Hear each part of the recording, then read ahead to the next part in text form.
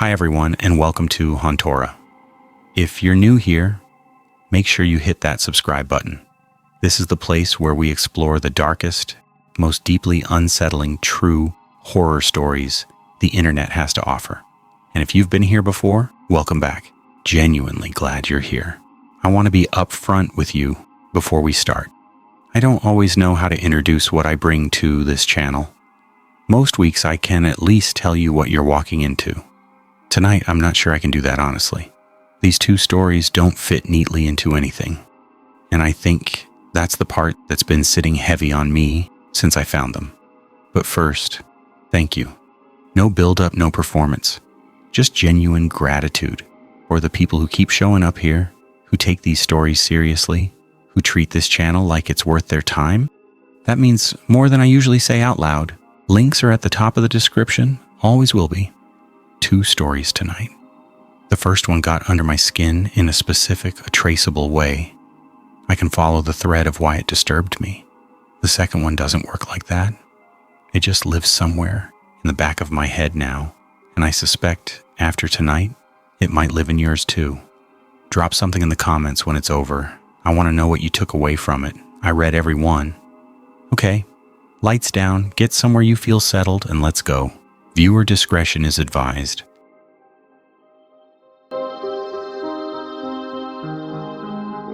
I'm not easily rattled. Ask anyone who's worked a bar with me and they'll tell you the same thing. I've broken up fights between men twice my size. I've had drinks thrown at me, been grabbed, been screamed at from 2 inches away by people who thought intimidation was a personality. I learned a long time ago how to keep my face neutral and my voice flat and just wait people out. Most of the time that works. Most of the time the person doing the threatening is operating on ego, and ego deflates fast when it doesn't get a reaction. That's the context. That's who I am before I tell you the rest of it. I'd been bartending at the same place in a small county in West Virginia for about 4 years by then. It wasn't a bad job. Good regulars, decent tips on weekends, and the kind of low-key predictability that suits someone who works nights and values knowing what to expect. The bar sat on a state route that connected 2 towns, neither of which had much going on, which meant the clientele was mostly locals, mostly familiar, mostly fine. Friday and Saturday nights got louder, but rarely genuinely bad. I knew the difference between loud and bad. I was good at reading that line. This was a Friday in late October. Shift started at 5, and by 8, the place was comfortably full. Not packed, just steady. I was working alone behind the bar, which was normal for that crowd size, and things were running smooth. That kind of shift where your body goes on autopilot and your brain gets a little quiet. Pour, wipe, pour, wipe. Good tips in the jar. Music at the right volume. I was thinking about what I was going to eat when I got home. They came in around 9:30, 5 of them. I noticed them the way you notice any large group that comes in together. You do a quick instinctive read, log what you see, file it. They were all men ranging from maybe late 20s to mid 40s, none of them familiar. Not unusual for a Friday. They took the 2 tables near the back, pushed them together without asking, which I also logged, but didn't make anything of. They ordered a round of beers, paid cash, seemed fine. The first thing I noticed, the actual first thing, was how quiet they were for a group that size. 5 men at 2 tables on a Friday night usually generates a certain amount of noise.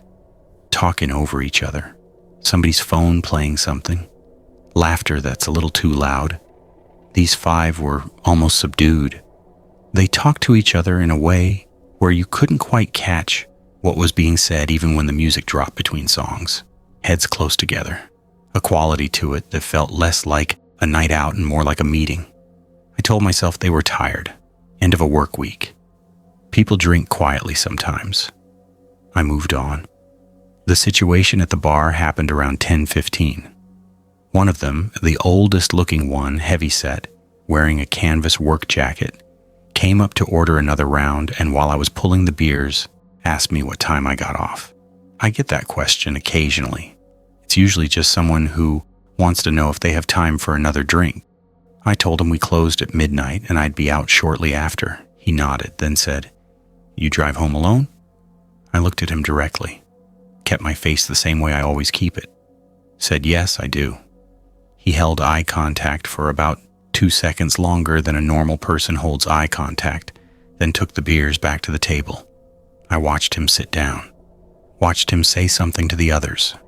One of them, younger, thin, sitting with his back to the wall, looked over at me. I finished the shift. They left around 11:20, paid their tab, didn't cause any trouble, didn't say anything else to me. By midnight, I'd mostly moved the whole thing to the back of my mind, filed under weird, but nothing, counted the register, wiped the bar down, got my coat, said goodnight to the kitchen guy, and walked out to the parking lot. My car was the only one left. The lot was lit by a single overhead lamp that turned everything a flat yellow. I got in, locked the doors. I always lock the doors immediately, habit, and pulled out onto the state route, heading south toward where I lived, about 18 miles down. It's a rural road. 2 lanes, no shoulder worth mentioning. Tree line right up to the edge of the pavement on both sides. At midnight in late October, there's essentially no other traffic, which I was used to.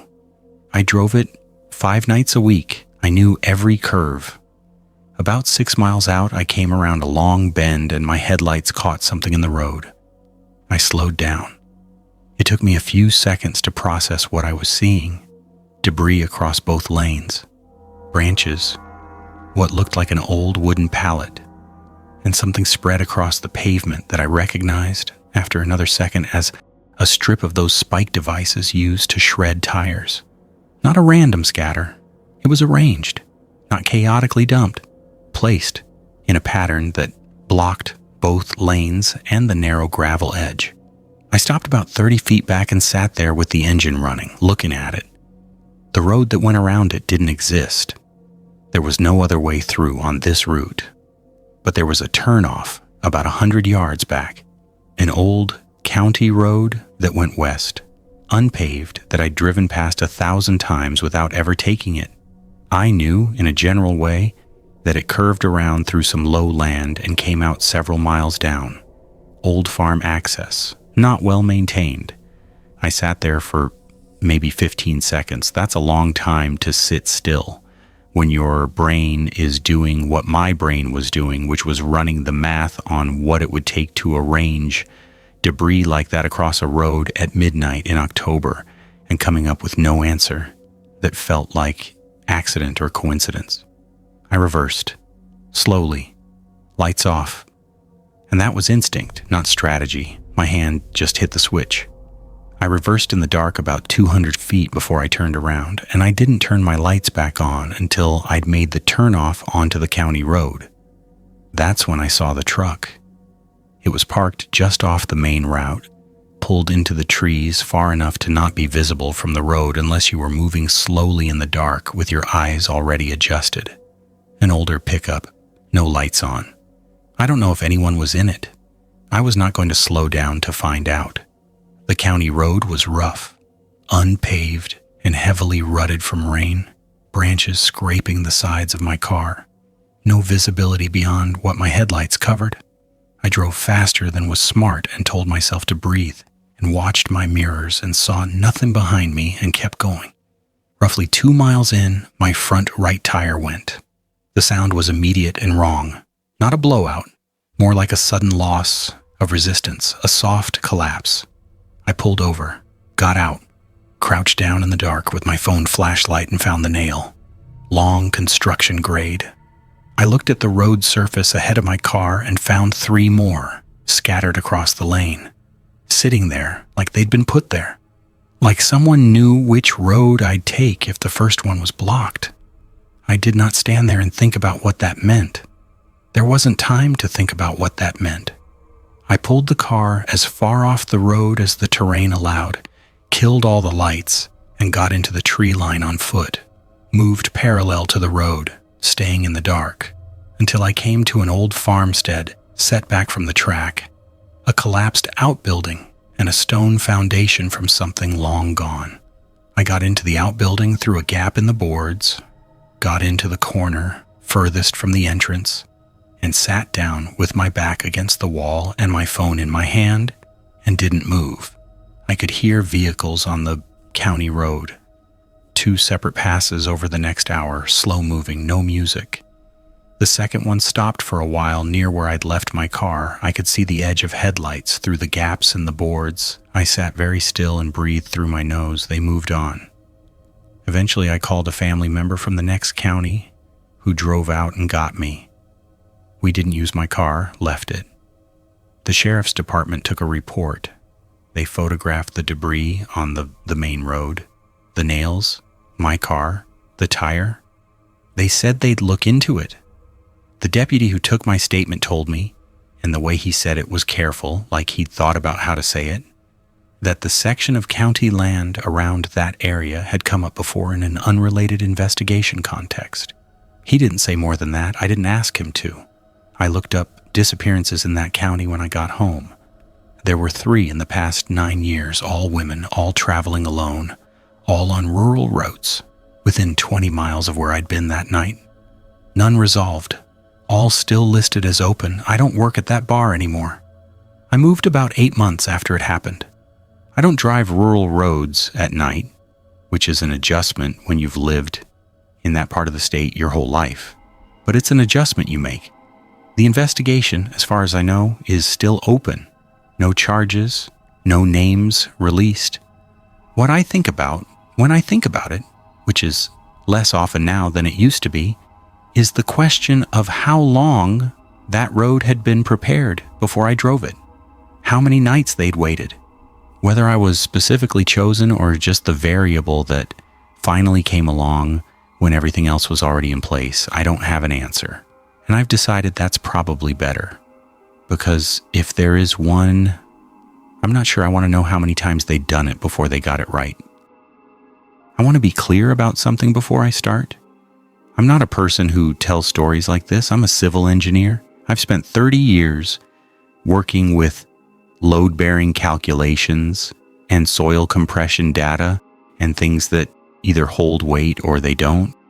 I don't do ambiguous. I don't do unexplained. So understand that what I'm about to tell you has sat in the back of my head for almost 30 years. And the reason it's still there, the reason it hasn't resolved, is not because I haven't tried. It's because there is no resolution. There is only what happened, in the space where an explanation should be. The summer of 1995. I was 22, just finished my junior year. Mechanical engineering at the time, hadn't switched to civil yet. 4 of us drove up from Knoxville in Ryan's truck. Ryan, myself, Hannah, and a guy named Derek, who we'd known since high school. The plan was 8 days in the Smokies, backcountry permit, a loop trail that took us up into the higher elevation sections away from the day hikers and the parking lot crowds. Ryan had done it before, 2 years prior. He knew the trail, knew the terrain, was the most experienced hiker among us. He was also one of the most even-keeled people I'd ever met, the kind of guy who dealt with problems by getting quieter, not louder. You couldn't rattle Ryan. That felt relevant then. It feels different now. We got to the trailhead on a Friday morning in late July, parked, checked our permits, and started in. The first 2 days were everything that kind of trip is supposed to be. Long climbs through hardwood forest that opened onto ridge views that made you forget your legs hurt, cold stream crossings, the smell of damp earth and wild bergamot, the specific satisfying exhaustion of covering real ground under your own power. We were 22 and 23 years old, and nobody had a phone that worked out there, and nobody needed one. We made camp on the second night at a flat site near a creek, maybe 9 miles in, cooked over the camp stove, stayed up talking until the fire died, went to sleep. Ryan was gone when we woke up. We didn't panic immediately. His pack was there, his sleeping bag, his boots. He'd left camp in just his clothes and camp sandals. We figured a pre-dawn bathroom trip, gave it 20 minutes, called his name into the trees. Nothing. An hour later, we were genuinely worried. By mid-morning, we'd accepted that something was wrong, and Derek hiked out to get rangers while Hannah and I stayed with the gear. The search took 4 days. 40-plus personnel, dogs, helicopter sweeps of the high terrain. Hannah and I were interviewed twice and then asked to leave the search area. We drove back to Knoxville and waited by Derek's phone, and on the 4th day, a ranger called and said they'd found him. He was 3 miles from our campsite, off-trail, in a section of dense rhododendron thicket that the search teams had apparently passed through twice without locating him. He was standing upright when they found him, alert, uninjured. The ranger's exact words when he called us were that Ryan was in remarkably good condition given the circumstances. I wrote that down because it struck me as a strange thing to say. 4 days. No pack, no food, no water purification, no shelter materials, temperatures dropping into the low 50s at night, and he was in remarkably good condition. We drove back up the next morning to pick him up from the ranger station. I want to describe what I saw when he walked out because I've gone over it so many times that I want to be precise. His clothes were the same ones he'd been wearing when he disappeared. A gray t-shirt, cargo shorts. They were clean, not just unworn looking, clean. No trail dirt, no creek water staining, no 4-day-old sweat. His hair looked like he'd showered. His sandals, the cheap foam camp sandals he'd left in, showed no wear on the soles that I could see. Hannah noticed the clothes before I did and didn't say anything, just looked at me with an expression I couldn't read. He walked toward us and I went to hug him, and he stood through it the way a person stands through something they've been told to expect. Arms came up, appropriate duration. He stepped back. He said, "Hey," and the word came out flat, like he was reading it. We drove back. 4 hours. Ryan sat in the back seat and answered questions. The rangers had already interviewed him extensively, and he told them he didn't remember where he'd been or what he'd done for 4 days. He told us the same thing. No memory. Woke up in the thicket and didn't know how he'd gotten there. He answered everything we asked him, just the answers were structured in a way that's hard to explain, like he was retrieving the correct response rather than having it. No hesitation, but no color either. Nothing underneath the words. I told myself it was shock, dissociation, whatever 4 days in the wilderness does to your head when you can't account for them. Hannah was quieter than I was. I noticed her watching him in the rearview mirror. She'd been his friend longer than I had. She knew his face better. She didn't say what she was seeing, and I didn't ask. We stayed 2 nights at Derek's place before driving back separately. The second night, around midnight, I was asleep on the couch when I heard something from the kitchen. I went in and Ryan was standing at the counter facing the window, not doing anything, just standing there in the dark, looking at the glass. I said his name, and he turned around, and the expression on his face in those 2 seconds before he registered that I was there. I don't have a clean word for it. It wasn't nothing. It was something that looked at me, and then Ryan looked at me, and those were not identical events. He said he was getting water, got a glass, drank it, went back to the guest room. I did not sleep again that night, the last morning. We were all in the kitchen. Derek making coffee, Hannah at the table, Ryan standing near the back door looking out at the yard. Hannah said something to him, a small thing, I don't even remember what, something about the drive back. And Ryan turned around. What happened next took maybe 4 seconds. He crossed the kitchen. Hannah stood up.